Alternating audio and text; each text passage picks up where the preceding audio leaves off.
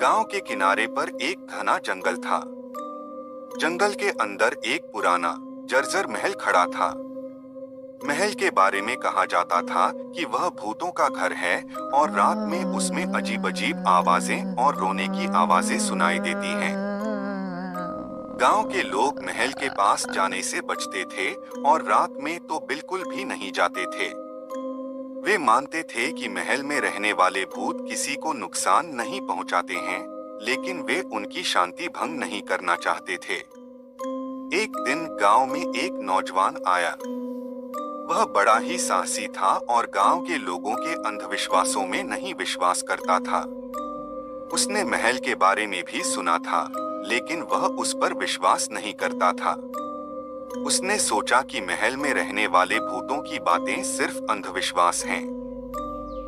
एक रात उसने फैसला किया कि वह महल में जाएगा और सच्चाई का पता लगाएगा। उसने अपने साथ टॉर्च और एक कैमरा लिया और रात में अकेले महल की ओर चल पड़ा। रात का समय था और सब कुछ सन्नाटा था।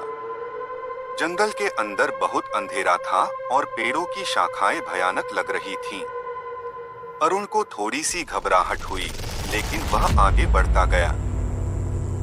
वह महल के सबसे ऊपरी माले तक चढ़ गया। सबसे ऊपरी माले पर एक बड़ा सा हॉल था और हॉल के बीच में एक पुराना सा पलंग था। पलंग पर एक सफेद साया बैठी थी। अरुण का दिल दहल गया। उसने कैमरा उठाया और सफेद साया की तस्वीर लेने की कोशिश की, लेकिन जैसे ही उसने कैमरा का बटन दबाया, सफेद साया उस पर हमला करने के लिए उठी।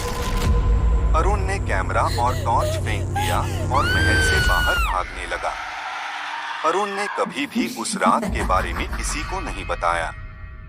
वह जानता था कि कोई भी उस पर विश्वास नहीं करेगा, लेकिन वह जानता था कि उस रात जो हुआ था वह सच था।